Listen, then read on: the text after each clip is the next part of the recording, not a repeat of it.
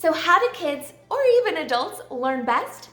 I would argue through play, through intentional, hands-on, fun activities that often happen with important people in our lives, like family or friends. Making the intentional time we spend playing games even more meaningful, because we can foster a love for learning, improve social bonds and a sense of belonging, while still managing to teach those core learning concepts. In this video, I'm going to show you my preschoolers' favorite free and purchase games that we use to play to learn and learn to play. Hi pals, welcome to the most magical homeschool on earth. If this is your first time, welcome. Here we love to learn, play, and explore everywhere we go. We are a homeschooling family, and on this channel you'll find homeschooling content both here at home and at our favorite place to learn, at Walt Disney World. So that is why we are called the most magical homeschool on earth, after all. So if that sounds interesting to you, please consider subscribing and hit that notification bell so that you don't miss out on a video. So in this video, I'm going to be showing things that we have both purchased, the games we have purchased, and the things that we play for free or with things that are in most people's households. So I'm going to start off with the purchase games, and be sure to check the labels for those games, because there are some games that we will show here that we definitely use with caution because there are small parts, and I don't want you to get a game thinking that it is completely safe for your 2, 3, 4-year-old without checking the box. Be sure to check the box first, but we make sure to only play these games when we are together, so I feel like it's safe. Okay, so this game is Robot Turtles, and I absolutely love this game, but my husband loves it even more. He is a computer programmer, and so the foundations that she is building in this game is great because she is learning basic coding concepts. Now, we are just on the beginning level of this game, which is really exciting because she can play this game for years to come and still have lots of fun, and more learning opportunities can come from it. I don't know about you, but as a kid, I loved Don't Break the Ice. And that classic game that many of us know and love from our childhood, this version is Beat the Penguin, or Beat Penguin, I suppose. And it's actually a pretty fun game. It does take a long time to set up, so I tried to utilize different teaching opportunities while doing the setup, because it does take a little while to set up, but it's really fun. So, for example, while we are setting up, we actually will practice our patterns, and we'll talk about the shape and what other things are this shape, and so on. We'll even talk about what type of animals live in the ice and snow and where the penguins live. So we'll talk about geography a little bit. We'll throw in a little bit of science. What does it mean when water turns into ice? How does that happen? And so that's how we utilize the time that it takes to set up. And it's really important for fine motor skills to be able to put the ice together herself. It does take her a while, so I do help.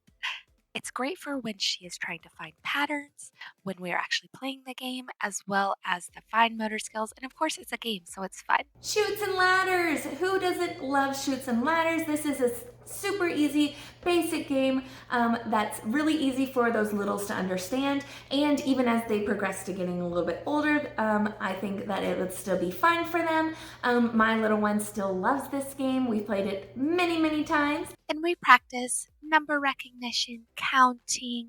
We count by twos. We talk about right and wrong and natural consequences of what happens when you make certain decisions. So many fun teaching moments, even in chutes and ladders.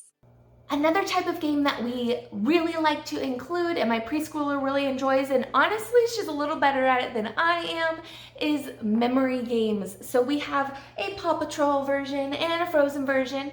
Always go with things that your kiddos are interested in, of course, whatever their preferences are, because of course it's easier to get them engaged in the activity. So another game that my 3-year-old loves, even though she is way under the age range that is suggested for this game, is headbands. And we get the Disney version because we are a Disney homeschooling family after all, so we love Disney, and we love being able to see how she interprets and acts out the different characters, and so it just gets her mind and body moving, and it's a great way for us to really bond as a family as well.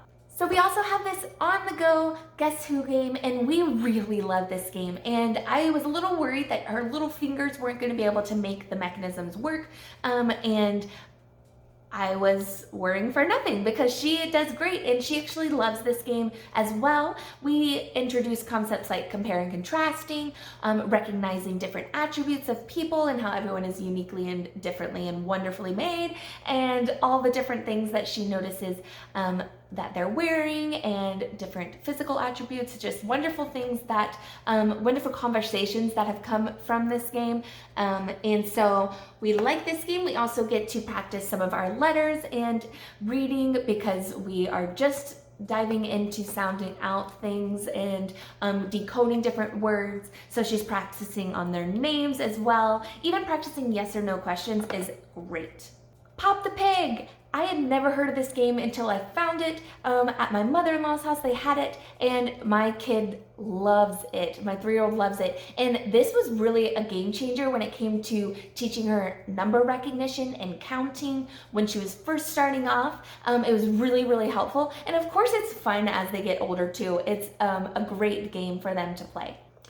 Who doesn't love a good game of Trouble? So this is a Peppa Pig themed Trouble game. It's a little bit smaller, more on the go, but it's great because it is fun, engaging for the littles, and for the older ones as well. It's a very classic game that we all know and love, but it's great for teaching counting and even strategy, things like that. We are learning a lot through this game. Okay, pals, so this game is super fun. It's one of my favorites to use with my little ones. My 3-year-old loves it. And it's great because she gets to practice her fine motor skills, and she gets to move each of the little acorns, and she practices her colors and strategy, and it's a really fun game. It's probably her favorite.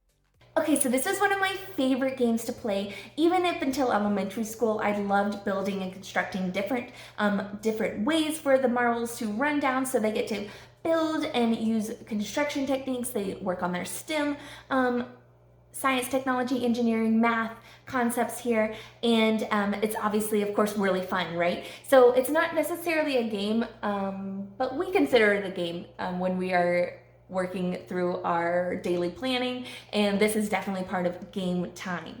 Now for the free things. So I'm actually filming this in our play kitchen, in the kids' play kitchen. If you want to see more about it, you can check this link here. It'll show you our homeschool space. So be sure to check that out if you want to see more of it. But pretend play is huge. You can learn so many things through pretend play, and it's completely free. Just use your imagination, look up an idea online.